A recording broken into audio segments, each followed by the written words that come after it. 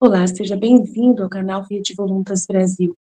Nós estamos aqui para convidar você à compreensão de como deve encarar as formações e as leituras dos escritos que nós lemos neste canal. Os escritos são plenamente católicos, da Igreja Católica Apostólica Romana, principalmente nesses últimos tempos, que nós tanto precisamos entender os acontecimentos que estão acontecendo em nossa igreja. Por isso, nós queremos uma atenção especial para que você, ao entrar nos nossos vídeos, compreenda a tamanha seriedade com que nós levamos, né, os interesses de Jesus e os pensamentos de Jesus. Aqui nós lemos e realmente penetramos profundamente nas dores de nosso Senhor Jesus Cristo. Nós temos verdadeiramente uma intimidade com Ele e estamos buscando ajudar as pessoas que querem essa santidade de viver na vontade divina, ensinada por Deus, por Jesus Cristo, a serva de Deus, Luísa Picarreta, que foi acompanhada com muitos padres da Igreja Católica. E ela recebeu uma santidade, um dom para esses tempos muito importante, que é o de viver na vontade divina, que é totalmente diferente do que a igreja conheceu nesses 2000 anos. Não é seguir doutrina cegamente, regras cegamente, mas sim conhecer plenamente o coração de Jesus e obedecer os interesses de Deus para o aqui e agora, numa intimidade concreta, né, vivendo uma santidade que nunca existiu, só existiu na vida de Maria e de Jesus e da Luísa. Por isso nós estamos aqui ajudando as pessoas com vídeos longos, claro, explicando até mesmo as nossas vidas na divina vontade na prática, trazendo o conhecimento aplicado na nossa vida. Por isso nós narramos acontecimentos, parábolas, circunstâncias, para que a pessoa tenha facilidade de penetrar e interessar da forma correta pelos escritos. Uma pessoa que está na vontade humana, que é a grande chave, né, dessa santidade, é a pessoa renunciar à sua forma de pensar humano, sem Deus, né, para si mesmo, visando somente o seu próprio, né, bem pessoal. A pessoa que visa somente a sua própria salvação, a pessoa que visa somente a salvação da sua família, de poucas pessoas, ou somente dos católicos, essa pessoa está com o pensamento travado para o livro do céu, não consegue entender os escritos de Jesus. E aí, quando vai ler, ela vê uma coisa superficial e não sai da santidade humana, que é uma santidade só pessoal. Ela precisa ir para a santidade divina, que é com o pensamento em Deus. E nós queremos ajudar você a chegar lá, né, subir mais alto e conseguir ver as coisas com os olhos de Deus. Para isso, demora bastante o processo de purificação da sua mente. E nós estamos aqui para você, para te servir, para te trazer essa graça. Se você quiser contar conosco, é isso aí. Deus abençoe. Um bom vídeo para você. Em nome do Pai que me criou, em nome do Filho que me resgatou, em nome do Espírito Santo que me santificou. Divina vontade, reina na minha vontade. Ó minha mamãe, eu te amo e tu me amas, dá-me golo da vontade divina na minha alma. Me abençoa, Mãe, para que todas minhas ações sejam feitas diante de vossos olhos maternais. Suprema Majestade, eu venho em sua divina vontade, em nome de todos, do primeiro ao último homem que existirá na terra, para dar a ti as homenagens que tens direito, as adorações, os louvores, o amor que cada criatura lhe deve, as ações de graças e fazer todas as reparações por todos e por cada pecado. Vem, Senhor, na tua divina vontade, dou-te a minha vontade humana por meio do Imaculado Coração de Maria, que possui todos os dons e os frutos da divina vontade. Dai-me, Senhor, a tua divina vontade. Venha, ó divina vontade, nesta ação que estou a fazer e em todas as ações que eu farei durante o dia. Vinde, Espírito Santo, vinde por meio da poderosa intercessão do Imaculado Coração de Maria, vossa amadíssima esposa e nossa mãe. Vinde, Espírito Santo, vinde por meio da poderosa intercessão do Imaculado Coração de Maria, vossa amadíssima esposa e nossa mãe. Vinde, Espírito Santo, vinde por meio da poderosa intercessão do Imaculado Coração de Maria, vossa amadíssima esposa e nossa mãe. Amém. Eu não sou nada, Deus é tudo, Pai, eu te amo. Então, continuação do livro, né, da Coroa da Santidade, sobre as revelações de Luísa a Jesus, né? As publicações de Luísa Picarreta a Jesus, né? De Jesus a Luísa Picarreta. Os erros dos mais famosos de hoje. Agora, nós voltamos, ateu, né? Agora nós voltamos para os argumentos dos que talvez sejam os mais atraentes aos gigantes da natureza ateísta atualmente, o recém-falecido Spike Wag, pois se os melhores métodos da melhor mente em apoio de uma data tese são absurdos, isso diz muito a quaisquer investigador sincero da verdade sobre a tese. Em seu trabalho póstumo, Respostas Breves às Grandes Perguntas, uma obra magno em resumo de mais profundo, cuidadosamente extraídas de 500.000 palavras de seus escritos e discursos, Haeckel iniciou seu argumento com Deus, repetindo a difamação que os cristãos estão acostumados a ouvir a ciência. A ciência é cada vez mais respondendo questões que costumam ser a província de religião, que, por sua vez, lembra o cansado argumento Deus das lacunas contra a existência de Deus. Alguém se pergunta se Haeckel e os outros ateus que promovem esta visão antiga do saber nada já se deram ao trabalho de abrir uma Bíblia, a qual, de suas dezenas de milhares de versos, dificilmente tem um punhado que se preocupa com a questão que se sobrepõe ao domínio próprio da sociedade moderna, ciência empírica, tomando o ataque destes ateus tão meritório quanto a um estudante frustrado de ensino médio que, não querendo aprender as leis da geometria, reclama que Euclides e Pitágoras têm se mostrado cada vez mais incorreto em seus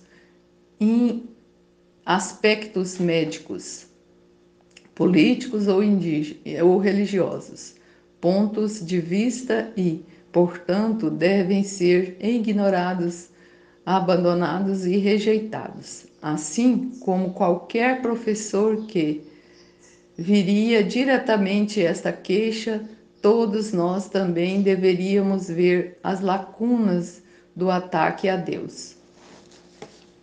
Sabendo que ele não podia apoiar esta afirmação no que diz respeito ao cristianismo, que era claramente o principal objetivo do seu ataque, Haeckel desvia a atenção do leitor com exemplos irrelevantes, trazendo à tona um astrônomo grego antigo, Aristarco, que argumentou bem que os eclipses eram não os efeitos direitos dos deuses, e mais tarde trazendo à tona um mito da criação africana em que um deus chamado Bumba vomitou o mundo depois de um estômago dor. Confiante de ter assegurado a seus leitores que chegou a hora de a ciência substituir a religião, ele tenta explicar cientificamente o que de fato somente a religião pode abordar, a saber, a existência do universo. Ele disse: acho que, na verdade, você pode obter um universo inteiro de graça, procurando justificar o Manifesto Absurdo, Hangik se refere a um homem que cria uma colina com a terra que escava de um buraco. Hangik ensina que tudo isso era o Big Bang, uma explosão de energia positiva, a colina, junto com uma precipitação igual à oposta de energia negativa, o buraco. Assim como estes valores supostamente se negam perfeitamente, nenhuma outra explicação precisa ser dada para sua existência à superação. Quão estúpido eu me incômodo, quão estúpido eu me incômodo em refutar neste livro um argumento pelo qual nenhuma criança de 4 anos se apaixonaria. Eu devo, para este tipo de argumento, é o que passa hoje pelo discurso lógico. Devemos primeiro reconhecer que Hangik estava falando aqui de ficção científica, ou, na melhor das hipóteses, pouco mais do que conjectura, e não da ciência empírica propriamente dita, que ainda tem que produzir um resultado consistente e teoria convincente sobre a energia negativa, muito menos ela já a observou ou provou, embora tal inadequação deva ser mais do que suficiente para rejeitar uma hipótese científica. Não precisamos nos limitar a apontá-la, pois a própria teoria é absurda, mesmo como declarada, e me lembra os vários golpes da energia livre que analisei como um engenheiro. É claro que Hangik estava usando apenas uma analogia, mas sua analogia é de tipo perfeitamente escolhida para refutar seu próprio argumento, pois um buraco não pode ser cavado a menos que já exista um substrato para cavá-lo. Um buraco, ou neste caso energia negativa, como uma privação, só pode ser mencionado ou mesmo ter qualquer existência em relação à realidade já existente, a qual ele se opõe. Um buraco pode apenas seja um buraco em alguma coisa. Por exemplo, não se pode identificar ou falhar de uma sombra sem se referir ao limite da luz ao qual esta está a sombra é adjacente. Em outra palavra, na tentativa de provar que o Big Bang veio do nada, Hangik apela para algo já existente de onde veio. Existe alguém que enche esse argumento remotamente perspicaz, muito menos convincente? Mas talvez Hangik não perceba o vazio de suas próprias palavras. Como muitos outros ateus populares, ele zombou da boa filosofia, afirmando que a filosofia está morta. Richard Dawkins também, por exemplo, admite que não tem ideia do que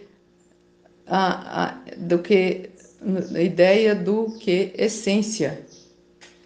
É um ensino filosófico básico que não é necessário nem sequer um treinamento formal em filosofia para compreender o que é lamentável para Hangik, porque poderia ter poupado muito esforço, assim como o conhecimento das leis da álgebra poderia economizar muito dinheiro aos que jogam na loteria. Em sua defesa, Hang estudou muito tempo depois de boa lógica e filosofia se tornarem impopulares. Estudioso, sinceramente, caro leitor, considere bem o que vimos aqui. Um cientista louvado pelo mundo como nenhum outro, um verdadeiro gigante intelectual, dedicando grande parte da sua carreira a responder a esta questão de origem, pode não ter nada melhor, mesmo no trabalho final de sua vida, para uma explicação ateísta da existência do universo do que um argumento que já se manifestou refutando antes mesmo que alguém terminasse de lê-lo. O absurdo deste texto não termina aí.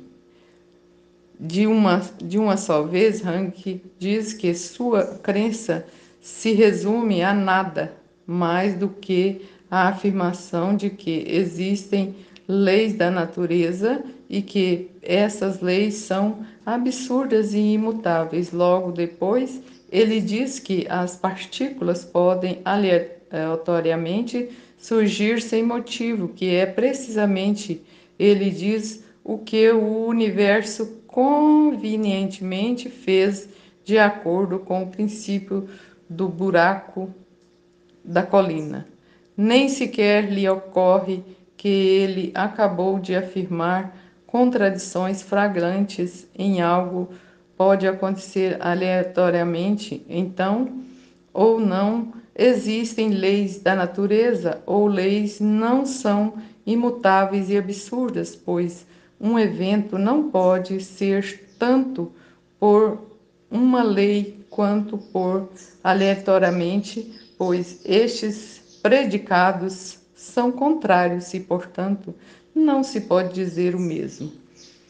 Rank, não se pode dizer a mesma coisa. Rank se arrisca ainda mais em sua tagarelice, argumentando que, como o tempo não existia,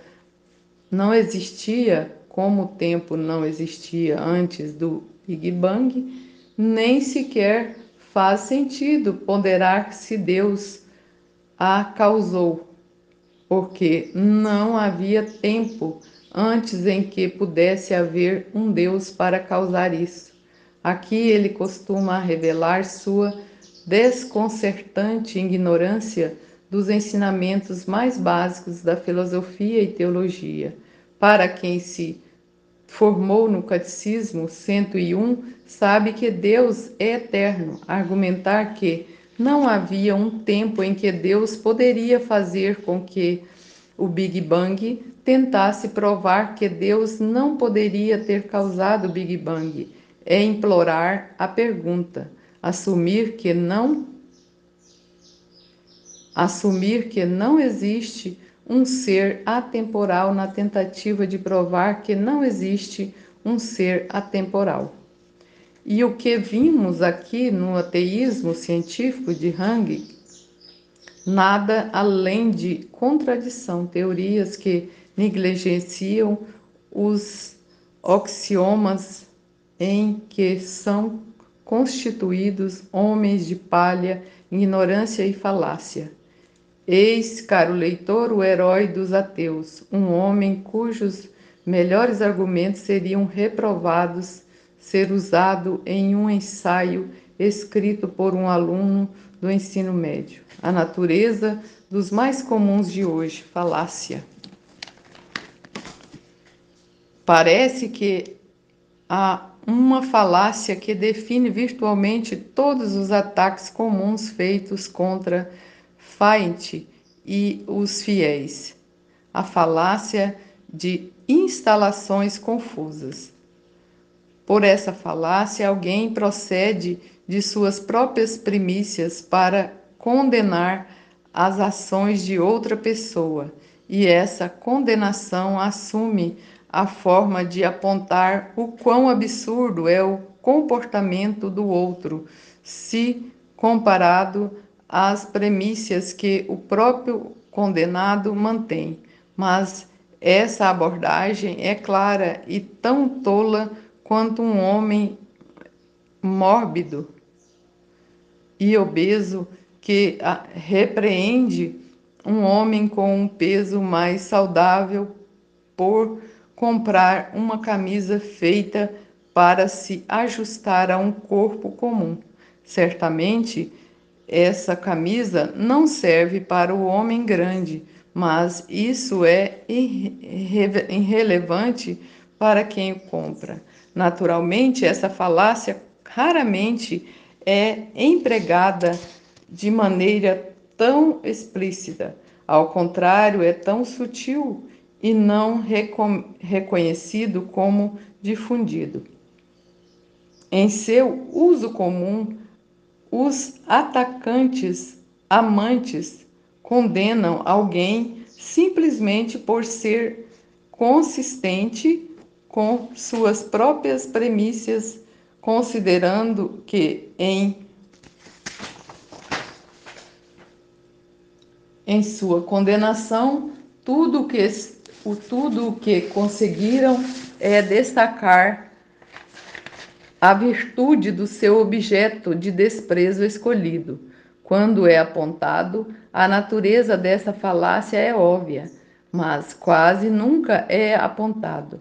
Portanto, as pessoas em todos os lugares caem constantemente nele. Considere, por exemplo, o que é frequentemente dito sobre a Arábia Saudita. Neste país, a prática de todos os seus cidadãos largando tudo 5 vezes ao dia para orar é institucionalizada e cuidadosamente observada, mas a prática é certamente um fardo e muitos são rápidos em condenar. Eles apontam o quão difícil é para o tráfego e os negócios parar 5 vezes por dia e quanto impacto econômico há, quanto mais dinheiro poderia ser feito todos os dias sem essa interrupção frequente de comércio.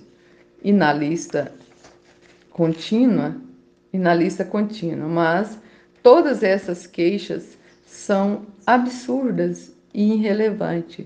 Se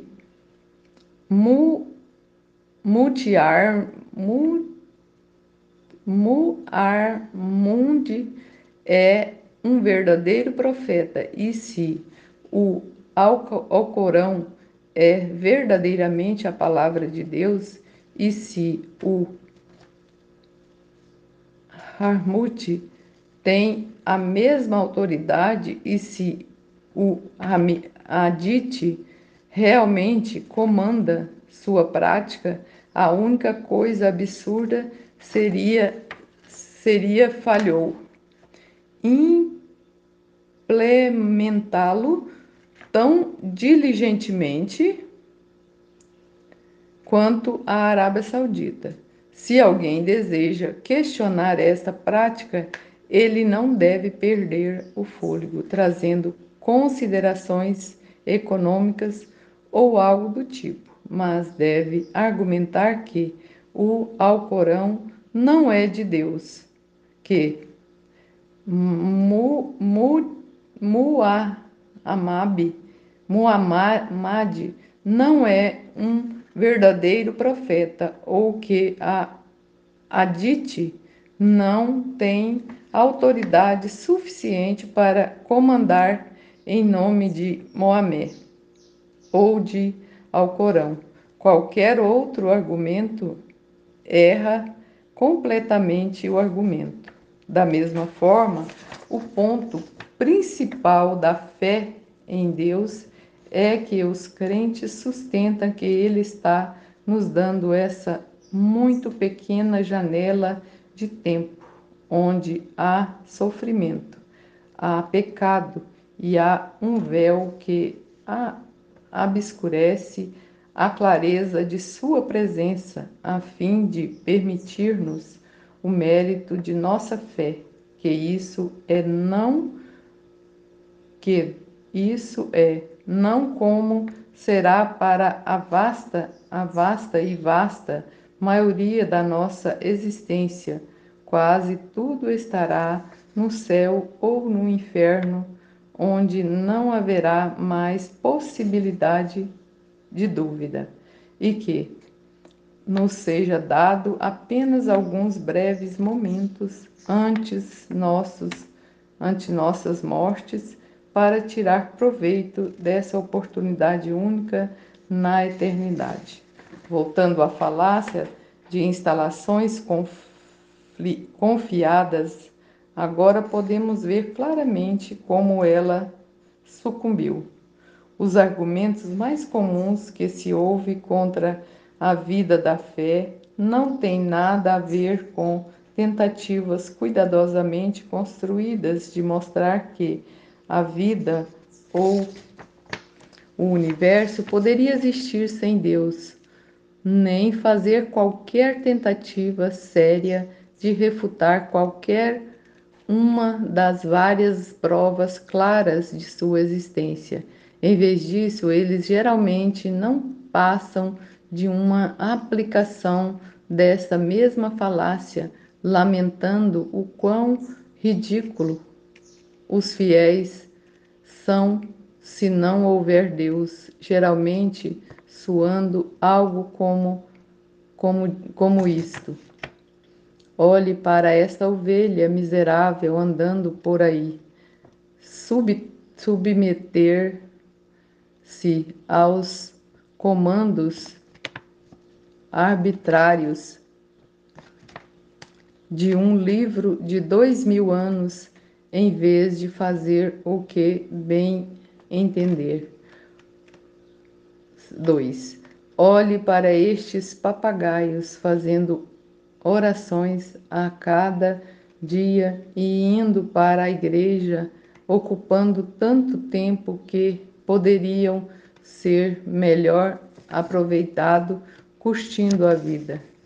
Estes crentes ridículos, cada vez que algo o bem acontece, eles agradecem a Deus por isso, mas nunca culpa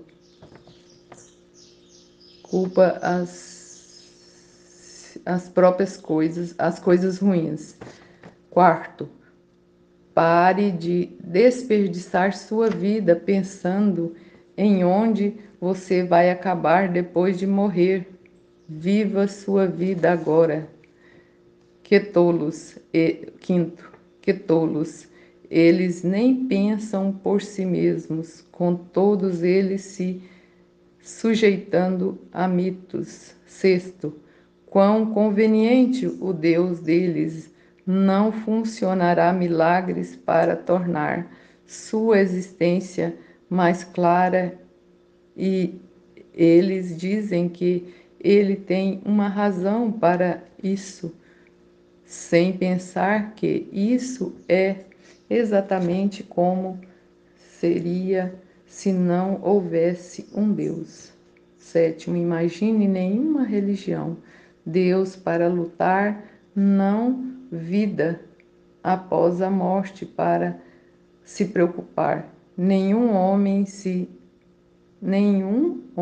no céu para obedecer.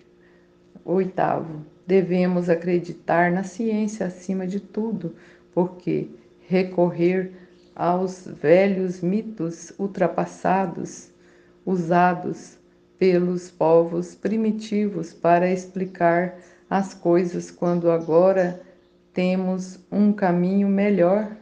Por que não se livrar de tudo isso e deixar a ciência pesada ser nosso único guia?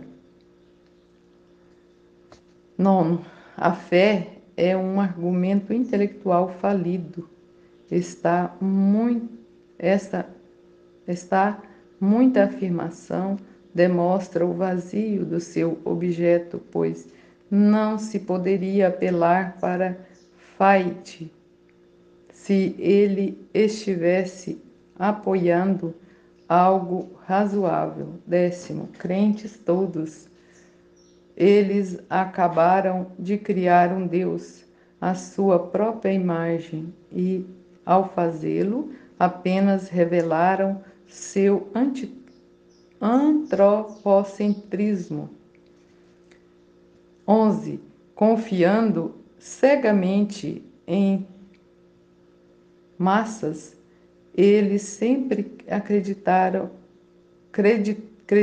a Deus com suas orações respondidas, mas nunca se preocupam em considerar que suas orações são respondidas, indica o contrário. 12. A maioria das pessoas já é ateu em relação a Zeus, Teor e todos estes outros deuses. Nós ateus vamos um Deus além da maioria e não acreditamos em qualquer Deus. Penso que poucos negarão que as declarações listadas acima não drasticamente mais comuns do que tentativas de refutações razoáveis das palavras da existência de Deus, ou tentativas razoáveis de provas positivas contra as mesmas. Francamente, os ateus sabem que não têm muita chance nesta área e percebem que estão muito fora de sua liga quando tentam entrar nela. Então, são quase sempre essas mordidas superficiais que eles confiam e promulgar, tweetando-os, publicando-os em outdoors e assim por diante. E, no entanto, quando entendemos a natureza das falácias de instalações confusas, vemos quão absurda são todas essas sonoridades, como o seu modo, cada um consiga os crentes com advertência que são totalmente irrelevantes e as premissas do crente, premissas ignorantes por estas mordidas de som são verdadeiras. 1. Se a Bíblia realmente é a palavra de Deus, então a idade não tem nada a ver com se deve ser obedecida, pois se Deus existe, ele é consciente e não pode estar tão ignorante como dar mandamentos e ensinamentos que teriam prazo de validade devido a avanços futuros e imprevistos, humano conhecimento. 2. Se realmente existe um ser poderoso, então é difícil imaginar um uso melhor do tempo do que falar com ele e adorá-lo. 2. Se realmente existe um Todo-Poderoso, um Todo-Bom, Deus, então não é precioso um filósofo genial, para concluir que o que quer que aconteça só pode estar de acordo com a sua vontade, que é sempre, em última análise, o melhor é que tudo o que acontece faz parte do seu plano perfeito que será visto com o tempo. 4.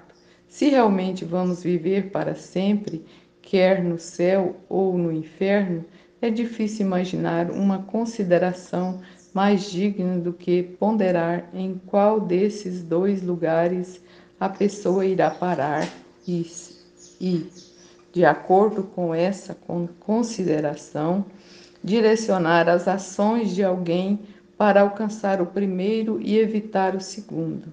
5. Mesmo o mais arrogante dos homens geralmente admitem que eles não têm tudo planejado. Se realmente existe um Deus onisciente que ocasionalmente revela alguns vislumbres de sua verdade para suas criaturas, então seria obviamente absurdo contradizer essas revelações simplesmente porque nossas frágeis tentativas do raciocínio têm problema a princípio. Compreendê-los. Sexto, uma realidade sendo conveniente não é uma marca contra sua validade. Se realmente existe um Deus, é fácil imaginá-lo permitindo um período de tempo durante o qual, apenas para o benefício eterno de suas criaturas, ele oculta amplamente sua presença, ele oculta amplamente sua presença delas.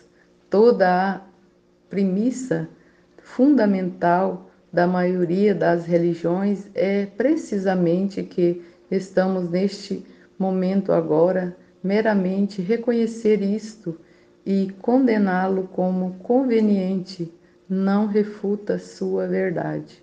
Sétimo, as crianças brincam de fugir e tudo bem. De fingir. Repito. Sétimo, as crianças brincam de fingir, e tudo bem, porque eles são crianças. Espere-se que os adultos façam possível para descobrir a verdade e agir de acordo com sua descoberta. Não importa o quanto possam gostar de imaginar as coisas de outra maneira. Oitavo, se realmente existe um Deus, quem nos criou e nos deu nosso intelecto em virtude do qual empreendemos a investigação científica, então devemos, é claro, zelosamente usar as ferramentas que ele nos deu, mas também nunca devemos ser tão estúpidos a ponto de supor que o efeito possa refutar a causa.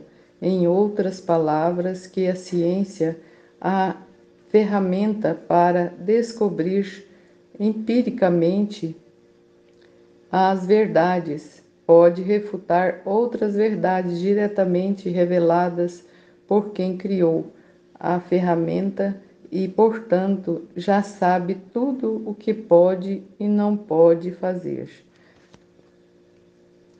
Nono, nenhum crente digno do nome supõe que a fé possui a razão. Em vez, crentes entenda que é um dom dado por Deus que confirmou e fortalece o conhecimento da verdade. Uma verdade já confirmada, ou no mínimo pela razão, Se de fato existe um Deus e se muitos estão constantemente argumentando contra ele e se esforçando para fazer com que outros o rejeitem, então só faz sentido que, se alguém realmente entender pela razão também que ele existe, então se beneficiaria muito de um dom sobrenatural, fé, diretamente de Deus, ambos confirmando o fato de sua existência e assim salvaguardando os benefícios dessa crença contra as inevitáveis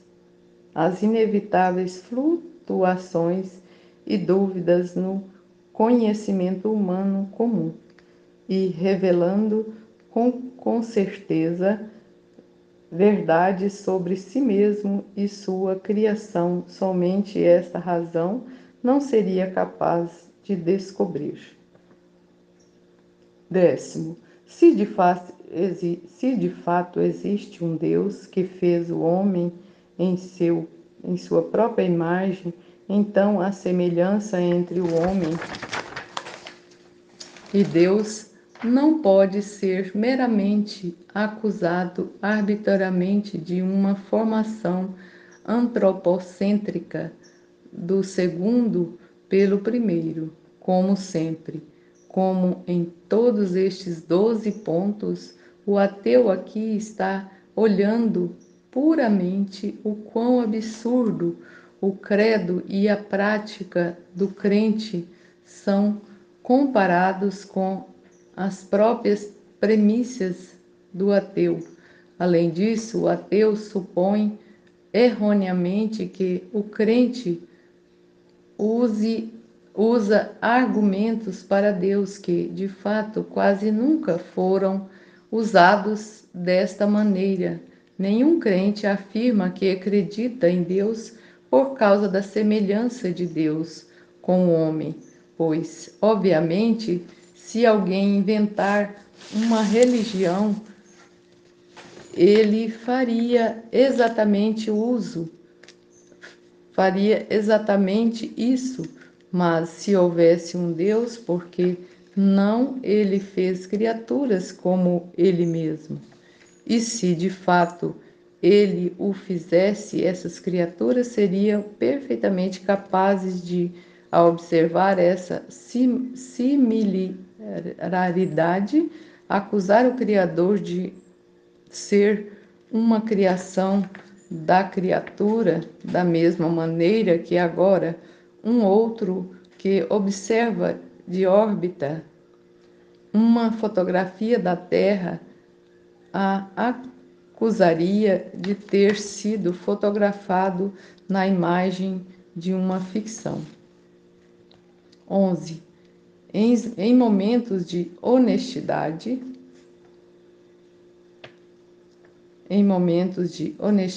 a maioria dos crentes prontamente admitem que suas orações de petição costumam ser mais ou menos egocêntricas, e elas não se opõem a Deus por não ter respondido exatamente a elas da mesma maneira, e com o tempo elas queriam que fossem atendidas. Então, profundamente conscientes de suas próprias fraquezas morais e intelectuais, em contraste com a perfeição de Deus, e reconhecem com razão que, diante de um contraste tão acentuado, os caprichos dos mais fracos muitas vezes deixam de ser correspondidos à vontade providencial do perfeito. Mesmo assim, é apenas razoável, especialmente considerando o ponto 5 acima, que, dado ao que já demonstrou sobre a natureza de Deus e a natureza deste breve período em que vivemos agora, que Deus escolheria agir de uma maneira geralmente oculta, sutil e misteriosa, mas não menos real, ao responder às orações.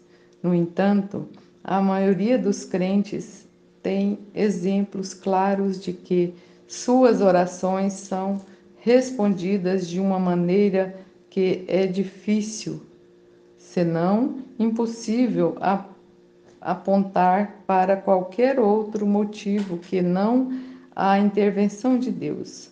Basta um exemplo para provar o ponto de vista do crente, apesar de qualquer número de supostos, orações não atendidas que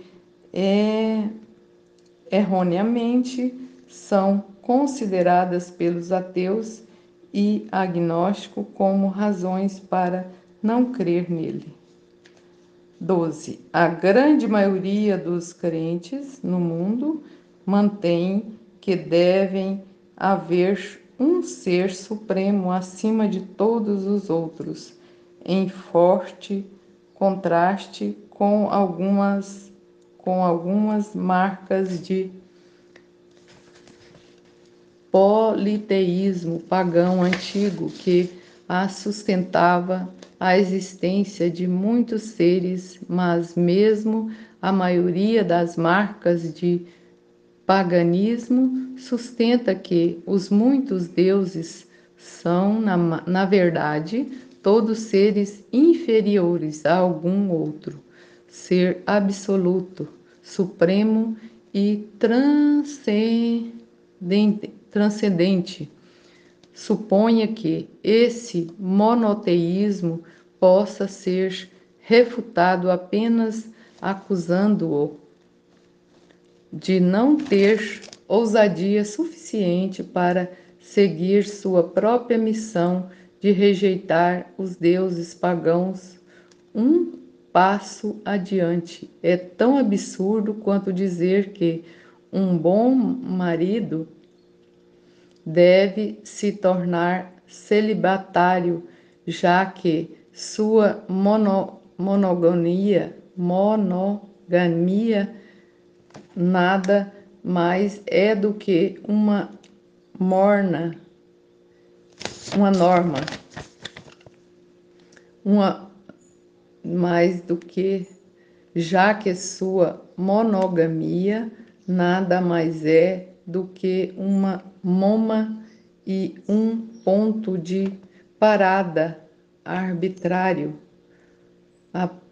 Impus seu esforço para ser celibatário com respeito a todas as mulheres, exceto sua esposa.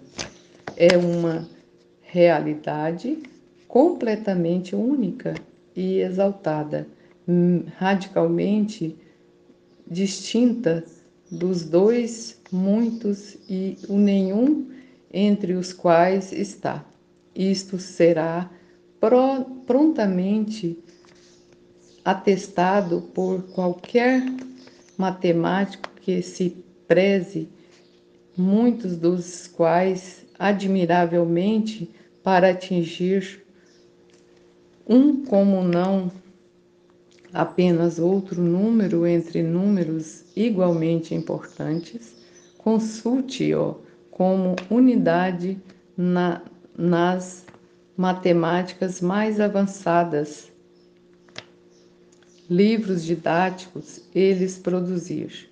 O judaísmo, o cristianismo e o islamismo, em particular, foram distintos desde o início por sua zelosa rejeição aos deuses pagãos e até hoje seria ridículo para qualquer ateu supor que ele tenha sido mais ousado nessa rejeição, apenas seguindo adiante com Deus. Portanto, estes 12 ataques e muitos outros como eles devem ser simplesmente abandonados por quem deseja agir de acordo com a razão. Essa pessoa deve, em vez disso, simplesmente se esforçar para descobrir da maneira mais honesta possível, através da aplicação rigorosa do seu intelecto. Se Deus existe, uma pergunta que não tem nada a ver com esses 12 protestos. E se houver alguma dúvida sobre a existência de Deus, além dessas 12 frases, simplesmente leia este capítulo. Em resumo, caro ateu, se você deseja criticar as conclusões de alguém, você deve refutar suas premissas ou revelar a falácia em sua lógica, pois você só está se fazendo de bobo se comprometer com essas críticas, apenas reclamando daquelas conclusões dele que se seguem claramente de suas premissas e, em vez disso, não apenas questionáveis sobre suas próprias premissas, sucumbindo como você é à falácia de primícias confusas. A pergunta final para o ateu conclui a parte filosófica e lógica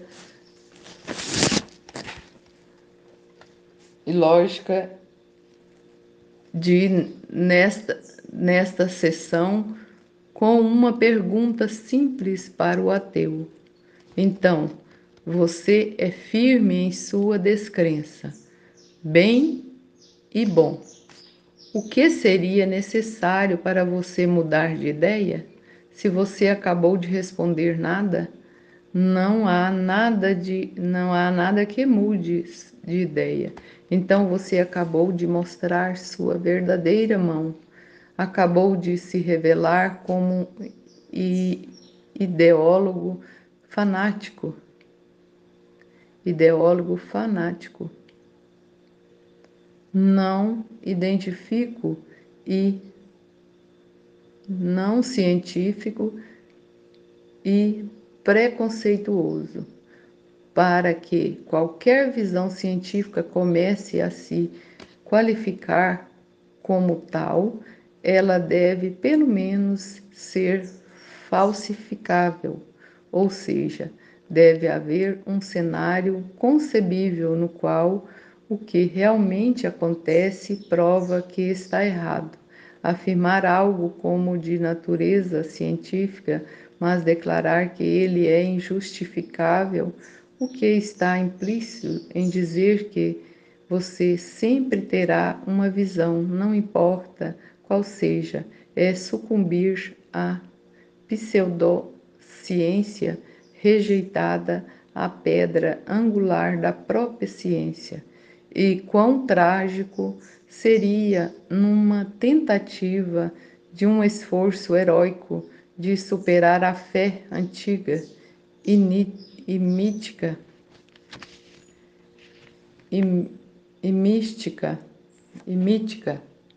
antiga e mítica, apenas conseguir cair na pseudociência. Mas se você desse uma resposta diferente, se você desse alguns critérios sobre os quais revisaria sua incredulidade e escolheria a fé, então eu, por sua vez, tenho uma resposta diferente para você. E você, talvez agora, você esteja estremecendo de antecipação, já que está acostumado com outras pessoas que o castigam. Por isso, talvez alguns crentes a tenham repreendido por colocar condições em sua resposta a Deus. E embora haja mérito nessa repreensão, não é isto que desejo fazer agora. Em vez disso, tenho uma mensagem radicalmente diferente para você. Deus lhe dará isso. Sim, Ele realmente o fará. Ele eliminará qualquer desculpa. Ele deixará sua dúvida sem mais recurso. Ele pode, no entanto, esperar até o momento de sua morte para fazer isso, esperando além da esperança de que, em seu atraso, você finalmente ouvirá os incontáveis convites que ele já lhe deu, porque você perde tão muito, incalculadamente muito, esperando tanto tempo. A satisfação de o arbitrário pré-requisito que você colocou em fight, você sente falta de todo o propósito da vida. Você transforma toda a sua existência terrena, com o qual Deus queria escrever uma história incrível para contar a todo o céu por toda a eternidade, em um prefácio longo, prolongado e chato, para uma história que acabou sendo apenas uma sentença ou duas. Você transforma toda a sua vida em uma daquela piada infelizes que perambulam agonizantes enquanto o relógio bate alto e o hóspede sai furto, furtivamente da sala, apenas para dar uma mesa, apenas para dar uma meia punchine de coração, parecendo séculos depois que deveria ter sido dada. Em uma palavra, você toma inútil o objeto dessa oração gloriosa, no seu caso. Senhor, salva-me na morte da lembrança agonizante de uma vida desperdiçada. Querido irmão, querida irmã, não perca sua vida. Para encerrar essa sessão, deixemos de lado os argumentos lógicos e, em vez disso, simplesmente sejamos honestos e abertos sobre que todos os humanos apenas saibam o que eles sempre souberam e sempre saberão sobre as experiências mais importantes que tiveram, experiências de amor transcendente e espiritual, beleza e verdade e bondade.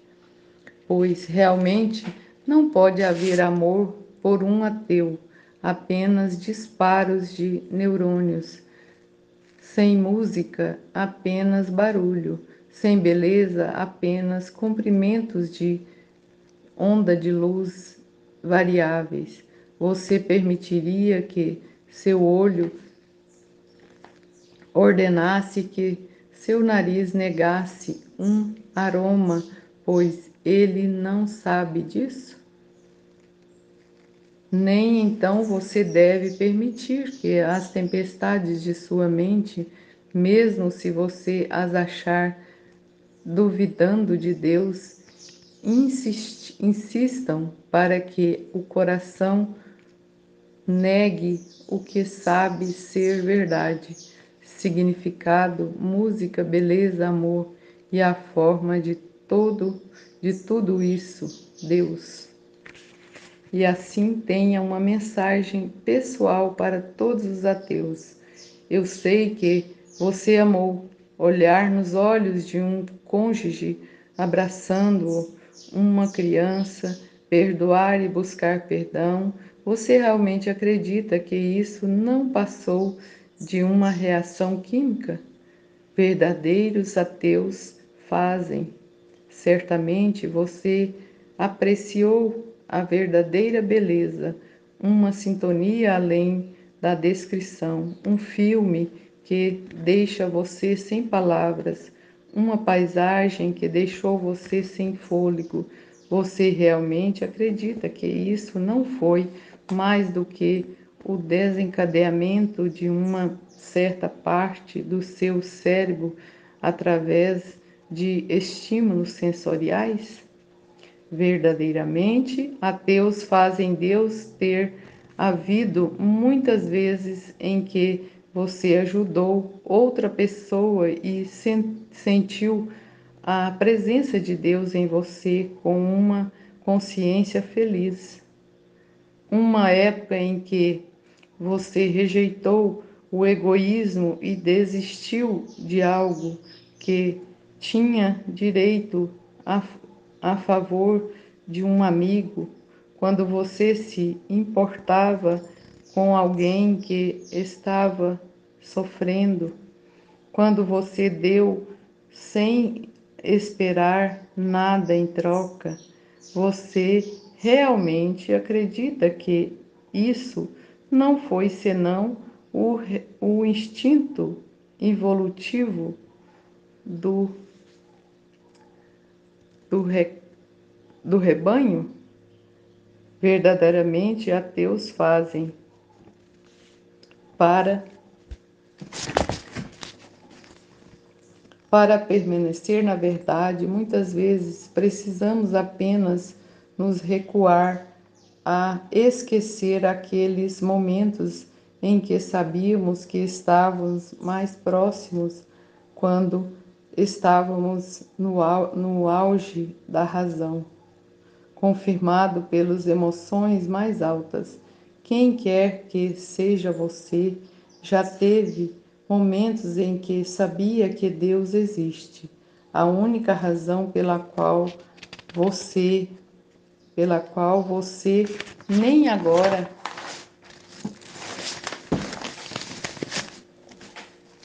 acredita que é porque você se permitiu esquecer aqueles momentos como uma noiva esquecendo seus votos de casamento. Quando nos permitimos esquecer, a deriva irracional dita a direção em que viajamos e quando acordamos depois de um tempo, frequentemente nos esforçamos para justificar nossa posição em vez de voltar para casa. Se você, querido ateu, revise sua vida, descobrirá que isso é verdade. Você não se sentou apenas um dia para concluir racionalmente que Deus não existe e depois vive uma vida livre das correntes de sua tirania inexistente. Pelo contrário, um dia você se viu vivendo uma vida sem Deus e depois tentou se convencer de que estava tudo bem, porque ele não existe. Considere isso, portanto, um convite a ser governado pela razão, em vez de a deriva. Finalmente, como uma breve nota final, entenda que esta sessão refutou todas as formas de agnosticismo tão completamente quanto o ateísmo. Por aqui, não refutamos simplesmente um argumento contra a existência de Deus, como alguém faria, por exemplo, refutando o problema do mal. Pelo contrário, demonstramos positivamente a existência de Deus nestas páginas. Apelar ao agnosticismo é uma tática comum de uma alma morna, em vez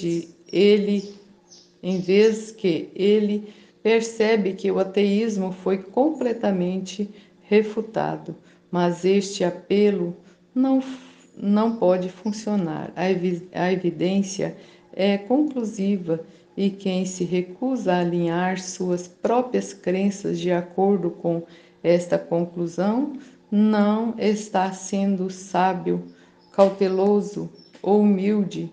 Ele está sendo tão obstinado quanto alguém que nega categoricamente o que a evidência indica conclusivamente. A evidência, ele está sendo tão obstinado, repetindo, quanto alguém que nega categoricamente o que a evidência indica conclusivamente. A evidência indica conclusivamente. Capítulo 2, o fato de que Deus se tornou cara. Segundo, quase 2000 anos atrás, esse mesmo Deus entrou no universo que ele criou. Ele se tornou homem, Jesus Cristo.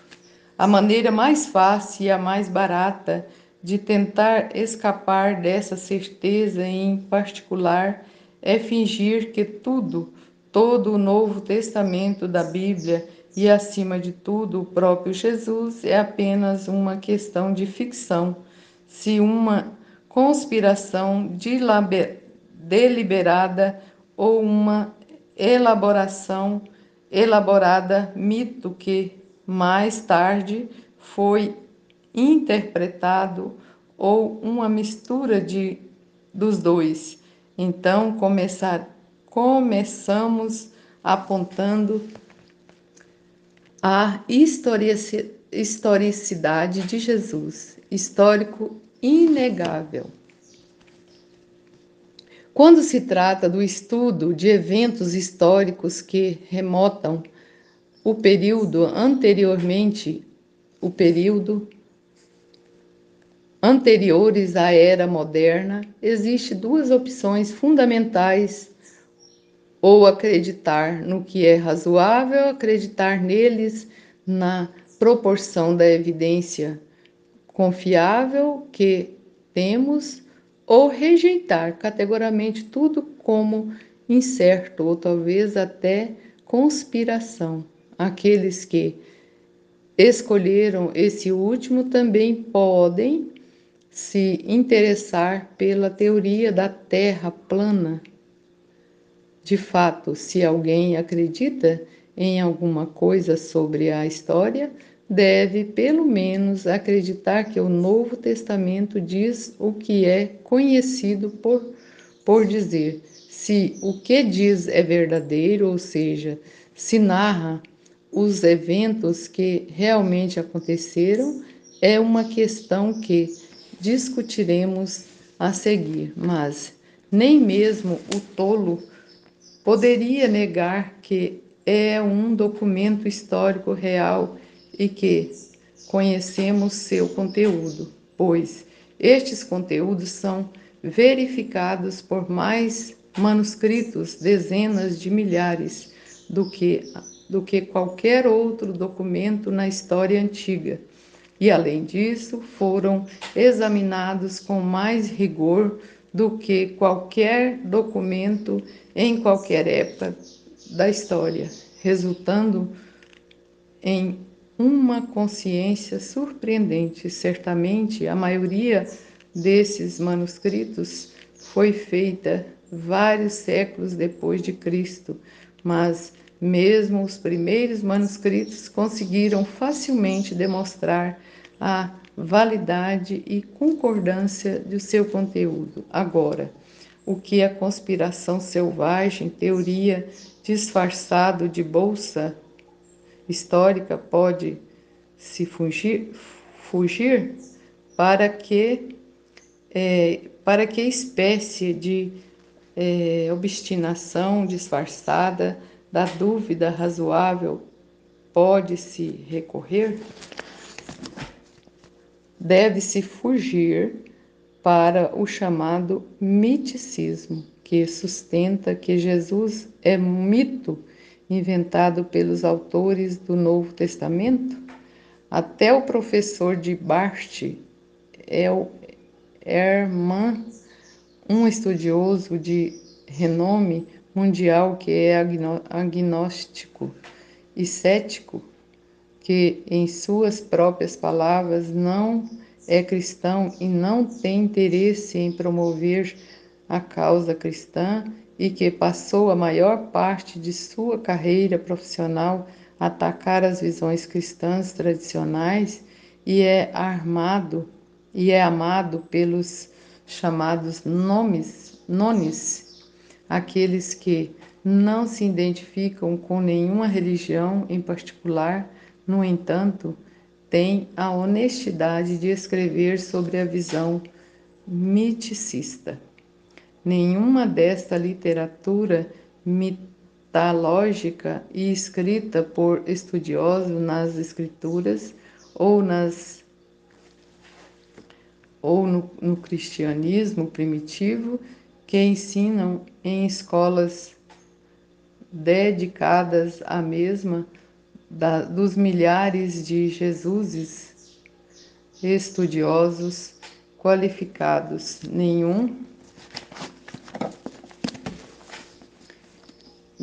eles que eu saiba tem alguma dúvida de que Jesus existia. Aqueles que não pensam que Jesus existia são frequentemente milhares em seus pontos de vista e notavelmente hábeis em contrariar a evidência de que, para o resto do mundo civilizado, parece convincente e até irresponsável, mas a realidade é que tudo o que você pensa sobre Jesus, ele certamente existiu. É impressionante que praticamente todo mundo que passou todos os anos necessários para atingir acadêmico início cristão Novo Testamento está convencido de que Jesus de Nazaré era uma figura histórica real. Mas, infelizmente, como fica claro pela avalanche de publicações, às vezes indignadas em todos os sites relevantes da internet, simplesmente não há maneira de convencer os teóricos da conspiração de que a evidência de sua posição é muito pequena para ser convincente e de que a evidência de um tradicional a visão é completamente persuasiva. Quem escolhe acreditar em algo contrário à evidência de que a esmagadora maioria dos esmagadoramente convincente, simplesmente não será convencida. Viver em um mundo de fantasia, de pseudo-história, como o retrato nos romances de ficção de Don Bran, é apenas palatável para quem vive. Não me importa com a verdade, mas, novamente, tudo me preocupo com a verdade e remeto quem disser o contrário às observações introdutórias deste capítulo. No resumo, trecho citado acima, o professor Eman escreve que alguns dos misticismos rivalizam com o Código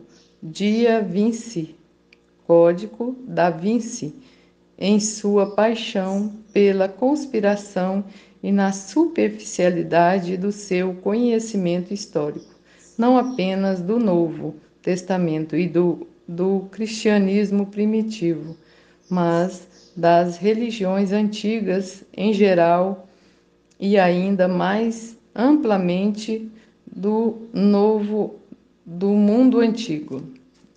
O Dr. Eman está certo.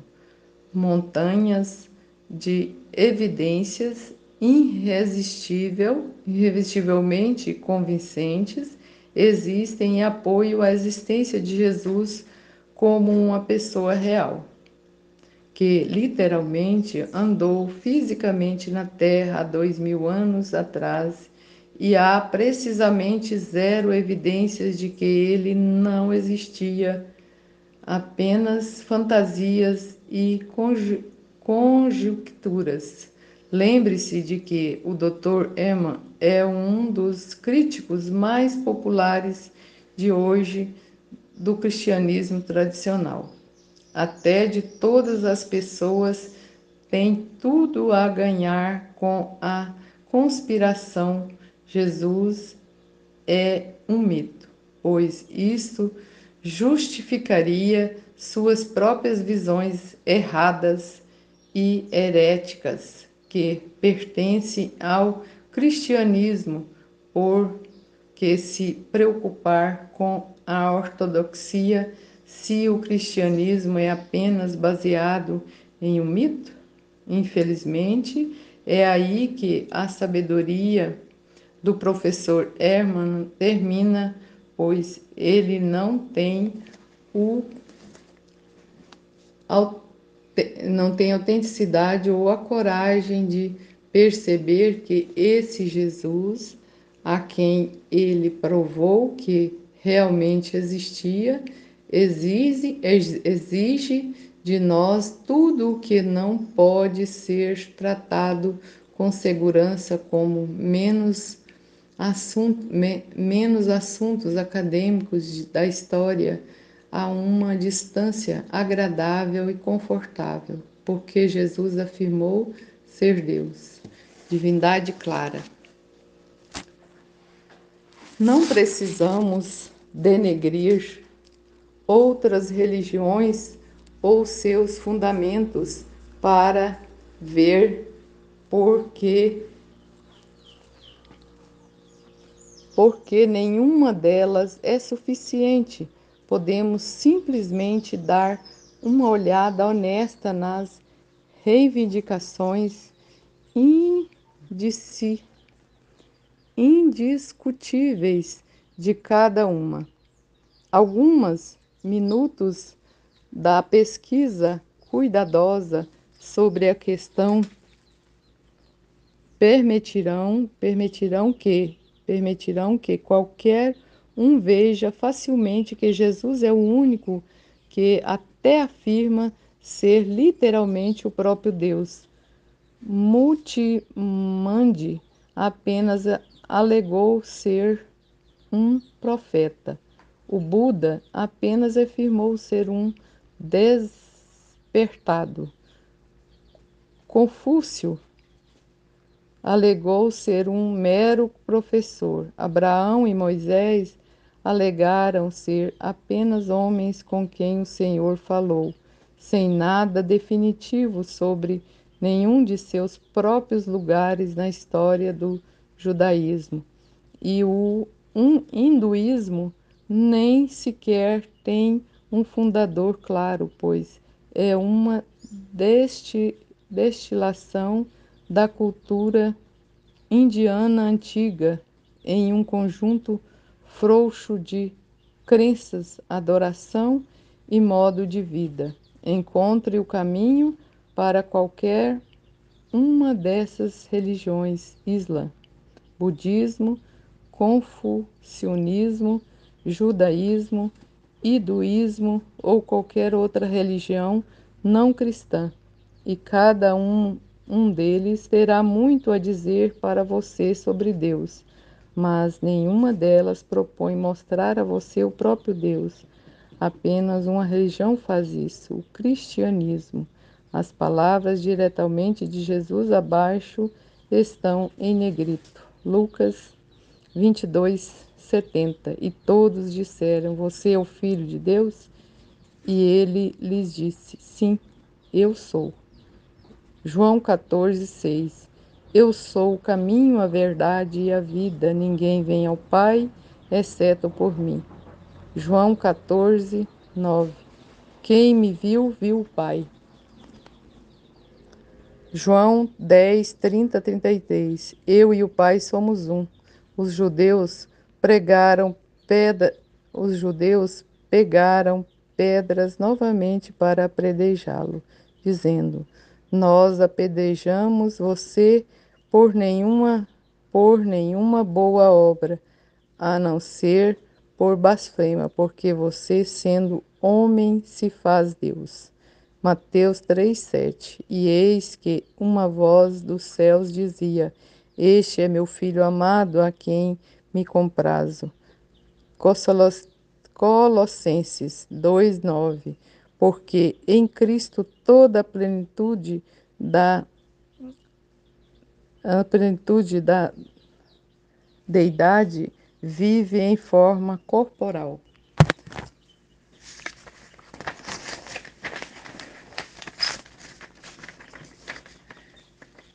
Dezenas, se não centenas, mais versículos das Escrituras poderiam ser facilmente apelados para demonstrar, sem sombra de dúvida, que Jesus reivindicou a divindade. Apenas um pequeno número é apresentado aqui, mas mesmo esta amostra mostra que as reivindicações de Cristo à divindade não podem ser compartilhadas em uma área da Escritura. Para alguns, tentam argumentar que tais informações só existem no Evangelho de João, e ainda assim nós o vemos claramente nos evangelhos sinópticos e nas cartas paulinas.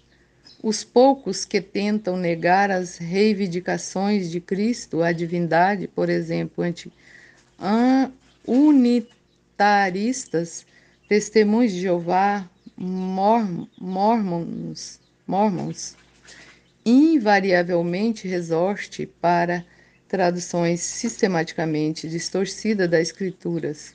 Mas mesmo esses quase cristãos que confiam em traduções bíblicas comprovadamente desonestas para apoiar suas afirmações devem fazer uma pausa para ponderar. Até as Escrituras que li reconhecem que os fariseus mataram Jesus, mas por quê? Porque eles iriam tão longe e ter sucesso? Porque eles mataram Jesus? Uma e pequena, uma resposta soa claramente, porque ele afirmou ser Deus. Jesus nada mais era até acusado de dizer ou fazer, poderia ter merecido a morte segundo a lei judaica.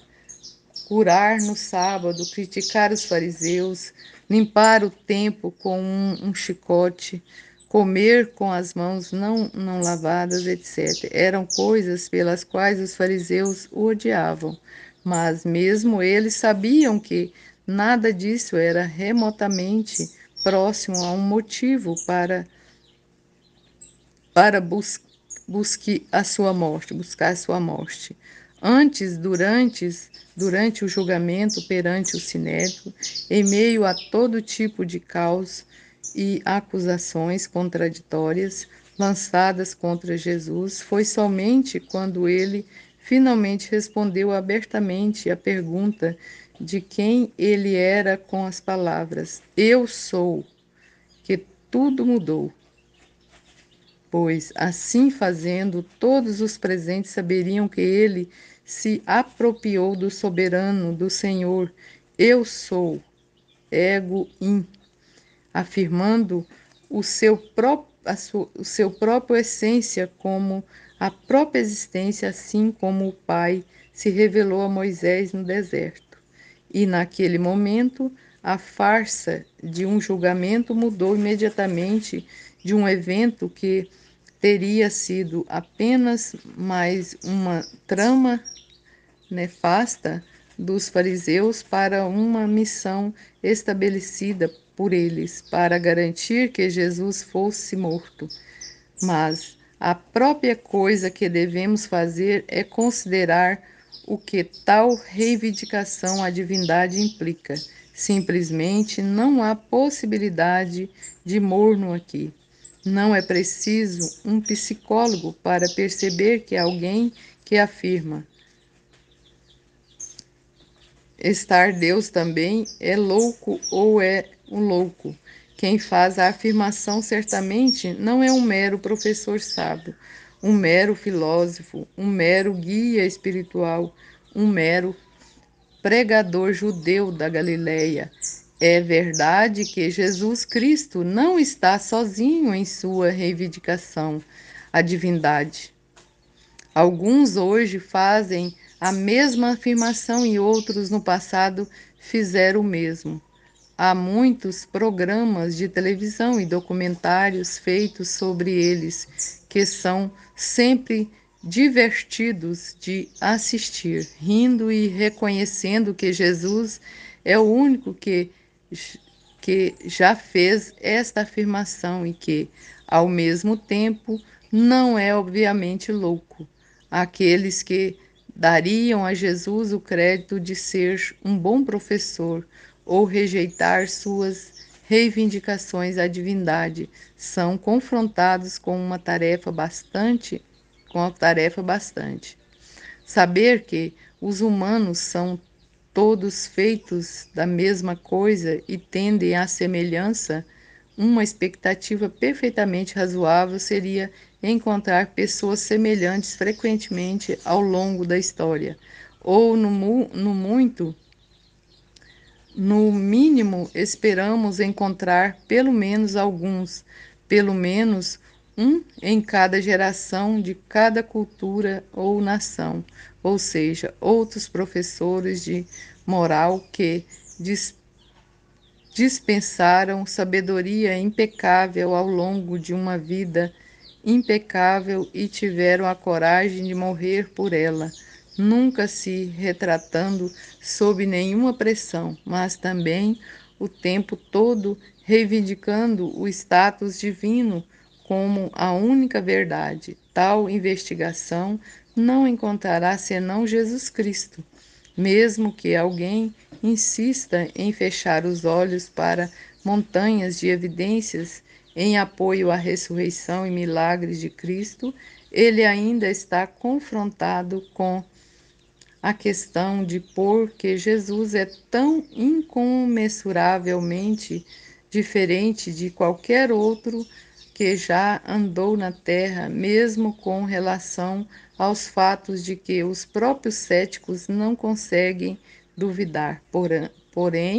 Portanto, qualquer pessoa que se disfarça para evitar o dever de se tornar cristão, preocupando-se, não posso simplesmente me curvar diante de todo professor que afirma ser Deus. Eu não teria tempo para fazer mais nada. Está inventando desculpas sem substâncias, como um avarento rico que nem empresta uma pequena quantia a um parente em extrema necessidade na primeira vez que o familiar pede, por medo dessa generosidade consumida toda a sua riqueza. Em outras palavras, não há declive descarregadio envolvido na adoração de homens que reivindicam a divindade e parecem em todas as contas confiáveis. Há apenas uma escada com apenas um passo e apenas uma desculpa verdadeiramente paranoica e lamentável para um homem se recusaria a dar este passo por medo.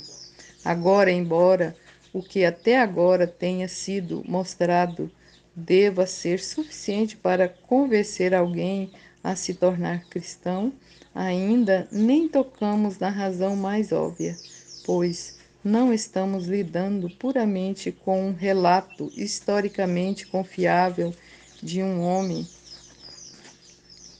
que normalmente, que meramente era confiável e meramente reivindicado divinamente. Em vez disso, estamos lidando com um homem que reivindicou e provou através de milagres, acima de tudo, sua própria ressurreição. tantas evidências para a confiabilidade da ressurreição e demonstração de sua solidez foram acumuladas que seria muito longo para tentar resumir aqui.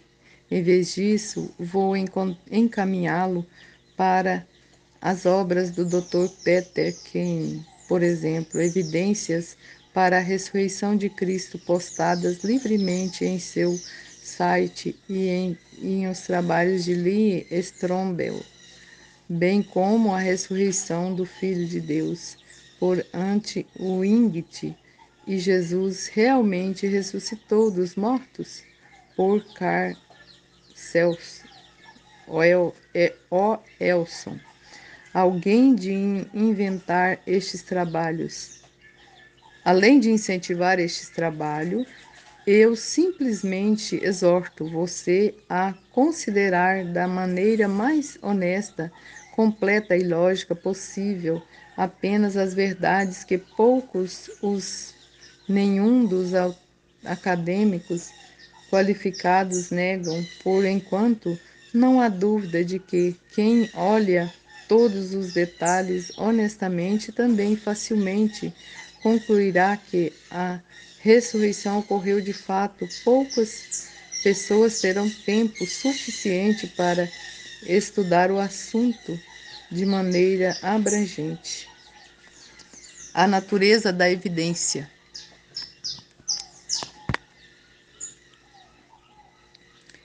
E, ao considerar essa verdade acordadas, também devemos abordar uma afirmação feita pelos céticos e que eles recorrem com tanta frequência que se tornou um verdadeiro reflexo deles.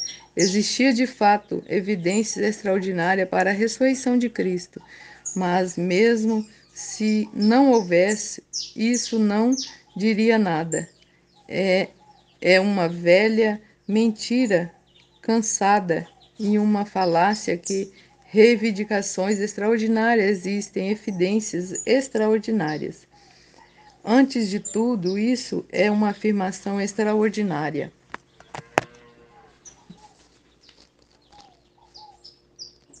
Antes de tudo, é uma afirmação extraordinária para a ressurreição de Cristo. Mas mesmo se não houvesse isso, não diria nada. É uma velha mentira cansada e pela falácia que reivindicações extraordinárias exigem evidências extraordinárias. Antes de tudo, isso é uma afirmação extraordinária e tem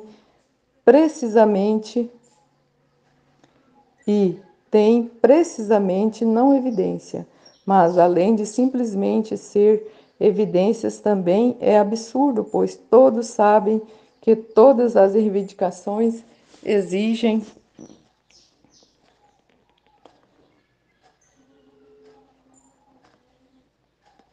mas além de simplesmente exigem evidências extraordinárias.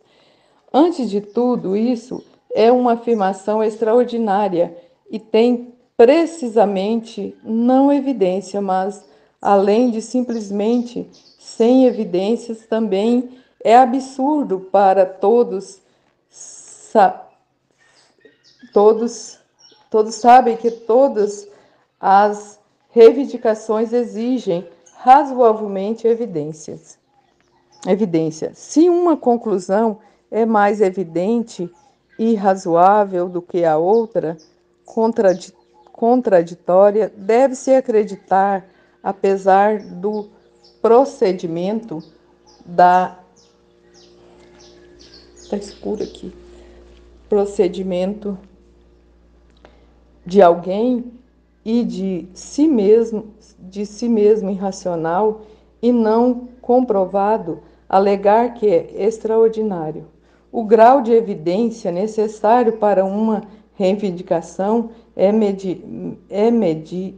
medido apenas com base na quantidade da evidência existente para outros. para outras reivindicações que a contradizem.